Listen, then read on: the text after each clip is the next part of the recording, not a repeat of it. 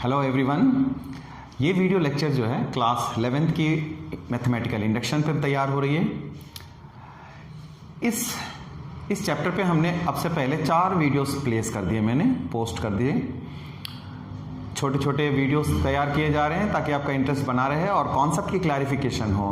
If you have any kind of doubts, अगर आप इस वीडियो से शुरू कर रहे हैं तो प्लीज़ पहले फंडामेंटल्स यानी फर्स्ट 2 वीडियो को देखें। उसके बाद वीडियो शुरू होते ही आपको कौन से क्वेश्चंस मैं डिस्कस करने वाला हूँ वो आपको शुरू में दिख जाएगा। If you know this question then you can avoid this video. और नहीं, कुछ अच्छे कॉन्सेप्ट्स तो बताए जाते हैं, so you can continue to get new concept and new tips. इन वीडियोस में आज के चैनल में, इस चैनल में, मेरे चैनल में आपको क्लास 9 से लेकर 12 तक मैथमेटिक्स की वीडियोस मोस्टली अवेलेबल हैं। एनसीईआरटी प्लस सीबीएसई से और एनसीईआरटी से के गाइडलाइंस पे बनी एग्जाम्पलर और प्रीवियस ईयर के बोर्ड के क्वेश्चन को सॉल्व कराता हूं मैं। ठीक है, आपको कोई भी एडवाइस देनी है चैनल को बेटर करने के लिए, you are very very welcome. मुझे I am very please to implement your guidelines, क्योंकि वीडियो आपके लिए तैयार कर रहा हूं, जो आप कहोगे मुझे वो करना है। क्लियर? तो चलिए, आज के जो 2 क्वेश्चन है वो बहुत इंपॉर्टेंट है। ये जो क्वेश्चन नंबर 7 है ये इंपॉर्टेंट है बेटे, बहुत इंपॉर्टेंट और डिफिकल्ट है ये, है ना। आप में से ज़्यादातर लोग इसे नहीं किए होंगे, चाहे इस वीडियो को आप कभी भी देख रहे हो। ये क्वेश्चन आपके लिए हमेशा मुश्किल खड़ी कर सकता है। तो चलिए आज की क्लास शुरू करें।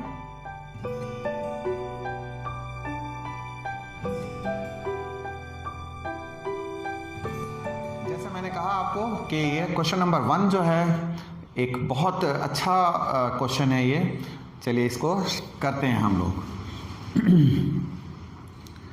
सबसे पहले क्वेश्चन नंबर 7 के लिए solution for n is equals to 1। For n is equals to 1 3 step में करना होता है क्वेश्चन को। n इज इक्वल टू 1 में ये स्टेटमेंट को हम P1 लिख लेंगे। सबसे पहले चलो एक बार क्वेश्चन को लिख लिया जाए।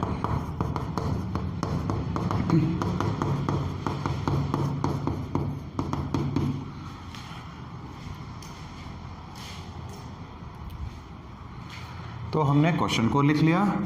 अब for n is equals to 1 के लिए हम इसको चेक करके देखेंगे। P1 इज इक्वल्स टू, आपको मैंने बताया पहला टर्म को मैं लिया करता हूँ 3। आप nth टर्म में, इसे nth टर्म कहते हैं हम, nth टर्म में n की वैल्यू 1 रख के भी आप इसे हासिल कर सकते हो। ये LHS है, ये LHS है। RHS में क्या करना है आपने? RHS में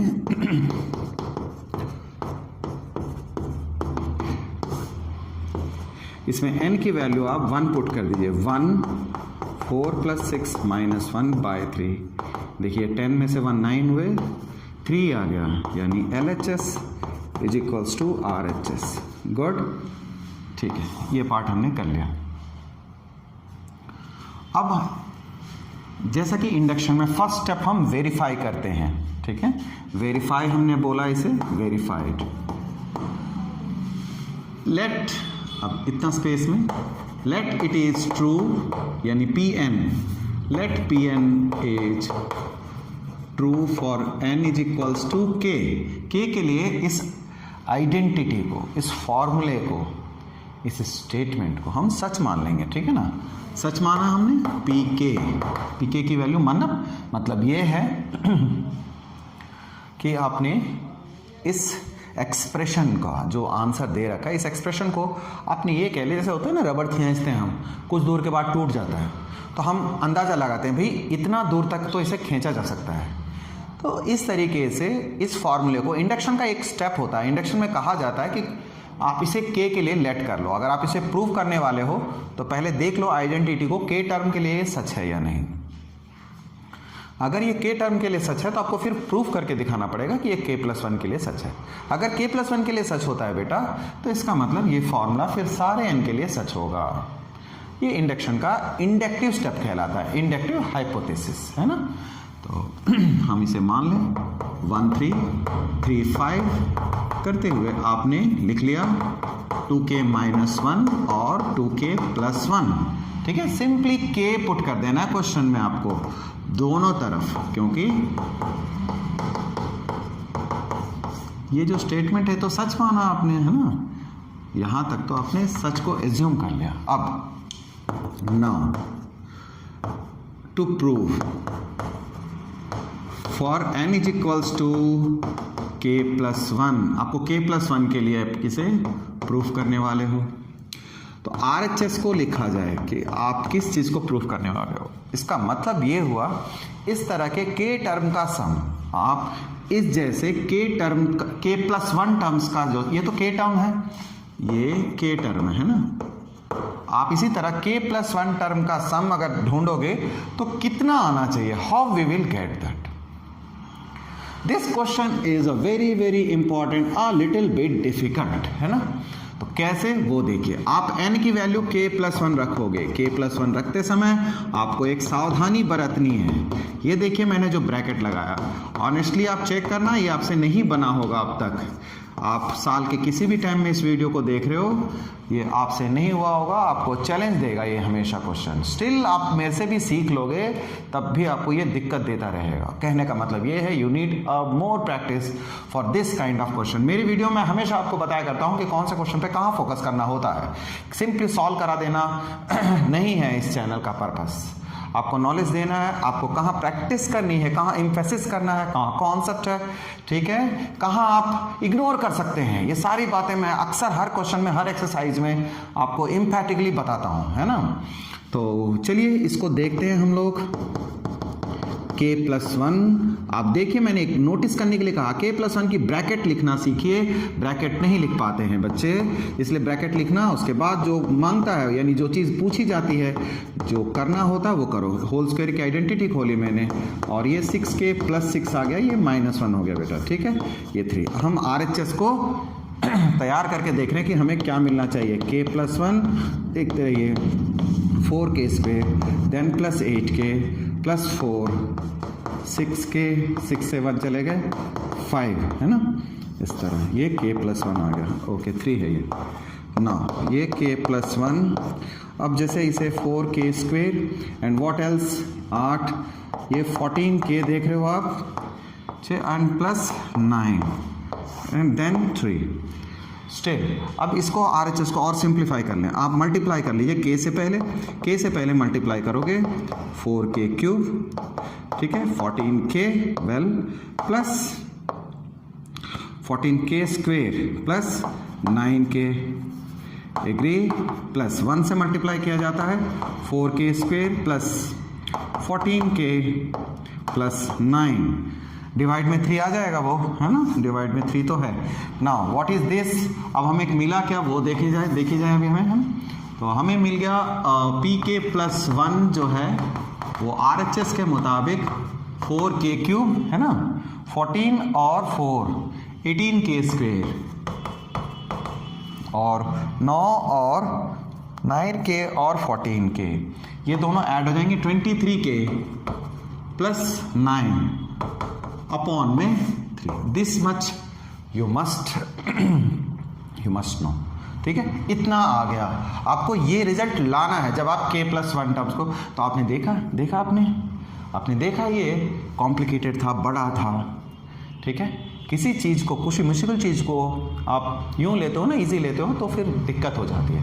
तो बी लिटिल बिट सीरियस, आपको थोड़ा सीरियस हो जाओगे तो फिर जो चीज़ आसान है वो फिर तो आपसे माफ़ी मांग लेगा, ये क्वेश्चन आपका हो जाएगा, है ना। चलिए LHS में फॉलो करें बेटा, LHS में करते हैं LHS फॉर k+1, ठीक है, k+1। तो LHS में k+1 का मतलब क्या है, आपने 1535 लिया बेटा, 1535 लिया। आपको कैसे बताया जाता है, क्या करने वाले हो, k+1 टर्म तक जब लिखने वाले हो तो आप यानी क्वेश्चन में n के जगह पे k+1 पुट करोगे, n की जगह k+1। अच्छा, ये जो सीरीज थी ये वाली, देखिए k वाली सीरीज यहाँ तक थी, इसके बाद वाली टर्म हम लिखते हैं। करते करते भी कई बातें, हर क्वेश्चन में करते करते मैं थोड़ा और रिफाइन कर रहा हूँ आपके कॉन्सेप्ट को। ये k टर्म है, इसके बाद वाली टर्म लिखने वाले हैं, यानी जब मैं इसके बाद वाला टर्म लिखता हूँ तो उसके पीछे ये टर्म लिखा हुआ होता है, हम उसको शो नहीं करते पहली बार में, है ना। तो ये चीज़ ऐसे लिखी मैंने। अब तो गौर करना k+1 कैसे लिखने वाला हूं मैं, इसमें n के प्लेस पे k+1 लिखनी है, लेकिन n का कोफिशिएंट 2 है, n का कोफिशिएंट 2 है तो आप ब्रैकेट मेंशन करना, ये k+1 -1 इस तरह से 2k+1 अगर ये ब्रैकेट नहीं दोगे तो फिर मिस्टेक हो जाएगा आपका।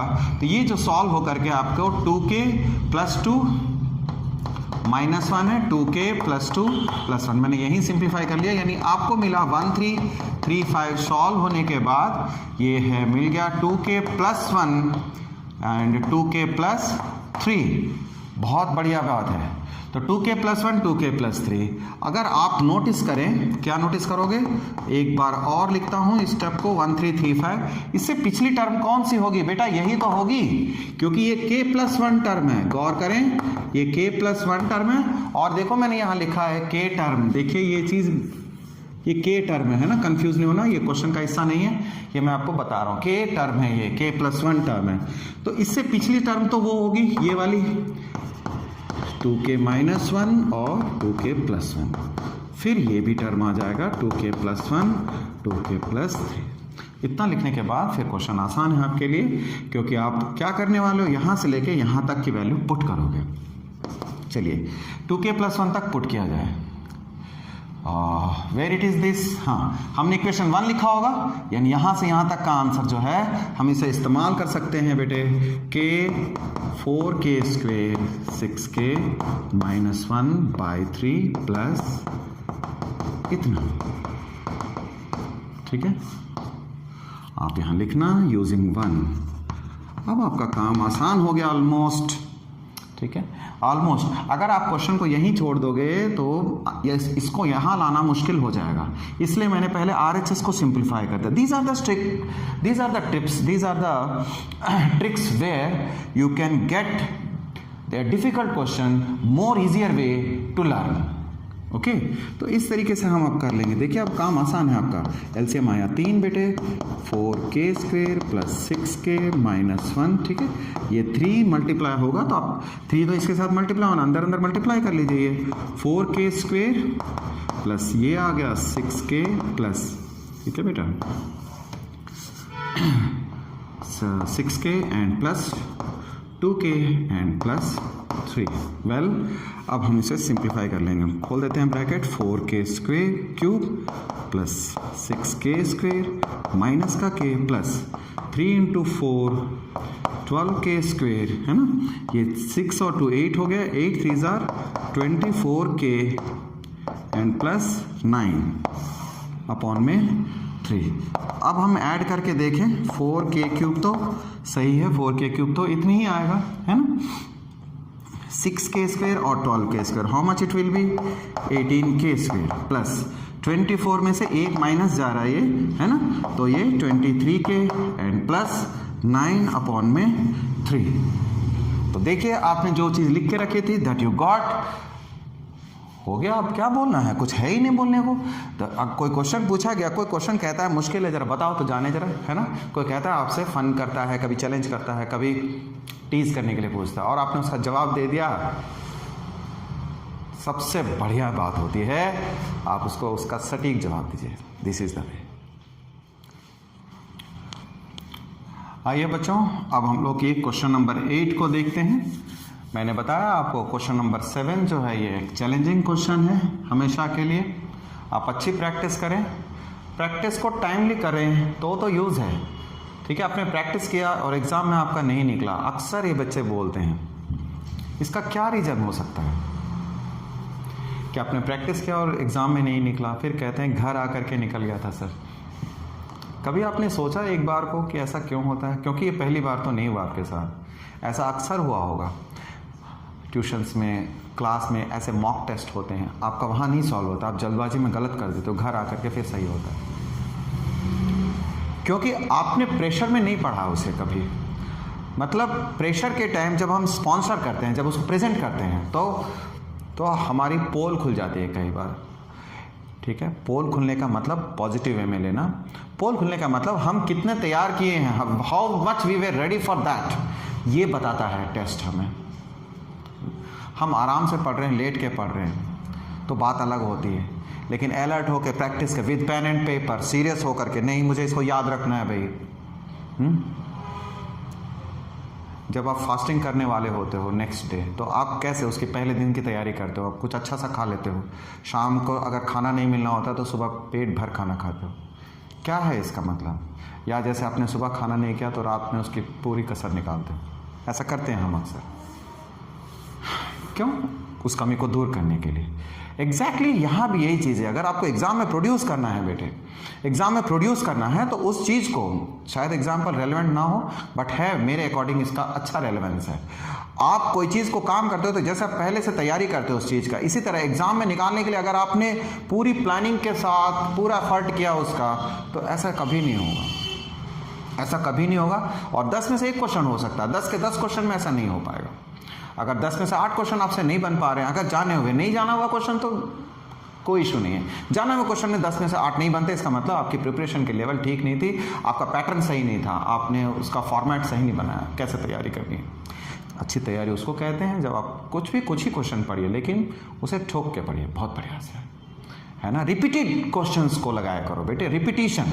आप किसी चीज़ को अच्छा परफेक्शन लाना चाहते हो, अगर रिपीट करके करोगे तो इस क्वेश्चन को 3 बार कीजिए, फिर ये आपके सामने तूती नहीं कहा तो कहना, फिर एकदम it will bow down to you, एकदम झुक जाएगा आपके सामने। तो चलिए इस क्वेश्चन को करें हम Pn। सेकेंड क्वेश्चन में इस पे आता हूँ, 1 × 2 प्लस 2 × 2 स्क्वेयर n × 2 की पावर n। एग्री? इस क्वेश्चन में क्या है? इस क्वेश्चन में हमारे पास जो है इस क्वेश्चन में हम n = 1 चेक करेंगे। हमें RHS में क्या लाना है? RHS में है n - 1 2 × n + 1 + 2। मैं आपको एक कोटेशन बता दूं, इस क्वेश्चन का जो सॉल्यूशन है वो सिमिलर टू क्वेश्चन नंबर 5, ठीक है, सिमिलर टू क्वेश्चन नंबर 5। ये क्वेश्चन नंबर 5 से सिमिलर है ये।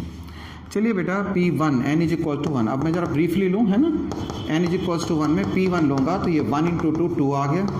RHS में हमने क्या करना है? n की वैल्यू 1 रखनी है ना, तो ये तो 0 हो गया, देखिए, है ना, तो ये 2 मिलेगा। LHS = RHS हो गया, ये वेरीफाई हो गया। फर्स्ट स्टेप तो आपका पूरा हो गया। n = k के लिए लेट करो, लेट फॉर n = k, तो 1 × 2, है ना, इस तरह से चलते हुए k × 2 की पावर k = k - 1 2 की पावर k + 1 + 2। मैंने k के लिए लेट कर लिया है इसे। ऑफ कोर्स इसे हमेशा इक्वेशन 1 कहता हूं मैं, तो अभी भी कहा जाएगा। ये p के स्टेटमेंट है। To prove for n = k + 1, तो k + 1 में RHS, देखिएगा ये वाली स्टेप अक्सर मिसिंग मिलेगी आपको, कि आपको लाना क्या है वो पहले अब मैं हमेशा लिखवा देता हूँ। k + 1 को जब जोड़ते हो, आप ऐड करते हो, तो k + 1 में आंसर क्या आएगा? गौर करना बेटा, है ना, इस जगह पे k + 1 आपको रखनी है, लेकिन k + 1 सावधानी से। इस n के आगे कोफिशिएंट कुछ नहीं है, इसलिए आप ब्रैकेट एक बार को नहीं दोगे तो चलेगा, वरना ब्रैकेट देना ही होता है। k + 1 फिर +1 + 2, 1 1 कैंसल, 2 की पावर k + 2 + 2। मैंने ये वाली k + 1 पे ब्रैकेट तब कहता हूँ जब n के साथ कोई टर्म हो, कोई कोफिशिएंट हो, तब। अरे भाई 11th क्लास का इतना तो समझ जाओगे, है ना। आइए LHS से शुरू करूँ मैं।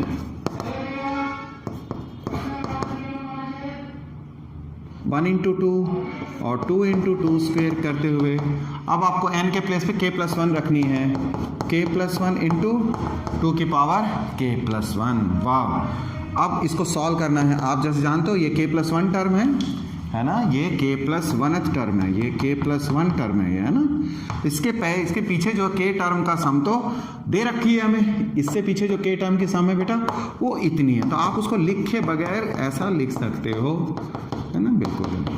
तो स्कूल में कई बार किसी ट्यूशन में या कहीं शॉर्टकट मेथड कहते हैं, ये कोई शॉर्टकट नहीं है। अगर आप जानते हैं तो लिख सकते हो, शॉर्टकट नहीं कहते इसको, ठीक है। स्टेप्स अवॉइड करना कोई बहुत बड़ी समझदारी तो है ही नहीं, क्योंकि ये आपको समझना नहीं है बेटा, एग्जामिनर को बताना होता है, अपने इवैल्यूएटर को बताना होता है कि आपने किस तरह से क्वेश्चन किया है।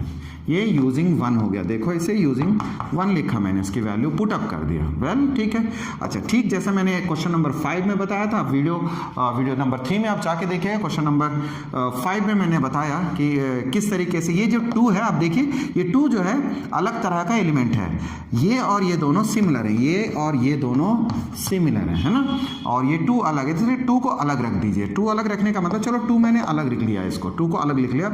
अब इन दोनों की बात करें तो आप देखो ना, ये 2 की पावर k+1 दोनों में है, तो 2 की पावर k+1 यदि मैं कॉमन ले लेता हूं, ठीक है ना, 2 की पावर k+1, हमारे ब्रैकेट में क्या बचेगा, ये वाली टर्म बचेगी और ये टर्म बचेगा, ये k माइनस का 1 है, ओके, और प्लस k+1 हो तो गया भाई, है ना, ये 1 और 1 कट गया, तो 2 प्लस ये k और k 2k है ना, और 2 की पावर k+1। इस 2 को मैं बाद में लिख लेता हूं, और यहां भी कुछ अरेंज करेंगे,